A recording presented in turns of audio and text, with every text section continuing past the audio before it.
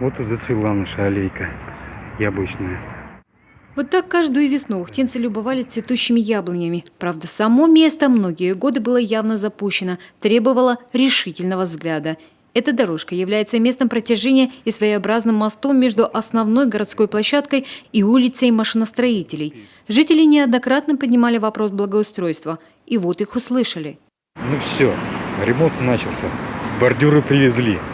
В прошлом году здесь уложили новые асфальтовые покрытия, смонтировали систему освещения и видеонаблюдения. Последний момент особенно важен. Бывали случаи, когда с клумб исчезали все цветы. А тут ценные плодовые деревья и кустарники, не характерные для севера. Общая площадь благоустройства – 3000 квадратных метров. Весь процесс метаморфозы активно отслеживал ухтенец Алексей. Каждый повод для гордости он выкладывал в сеть. Вот нашу аллейку и отремонтировали. А такой аллея была осенью. Свеженький асфальт, ровным строем посаженные кустарники, фонари вдоль дорожки, новые скамейки и урны. В конце сентября здесь в начале сквера установили арку. Работы по обновлению яблоневой аллеи этой весной продолжили. Жители сегодня с нетерпением ждут открытия новой зоны отдыха. Я вообще здесь работаю, но выйти в обед погулять очень хорошо. Дети гуляют с колясками.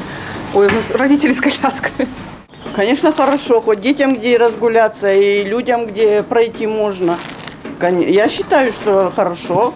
На сегодня благоустройство яблоневой аллеи не закончилось. В сквере будет установлен арт-объект – часы, а осенью привезут деревья и кустарники для лучшей приживаемости, когда станет прохладно и дождливо. Елена Кононова, телеканал Юрган, Ухта.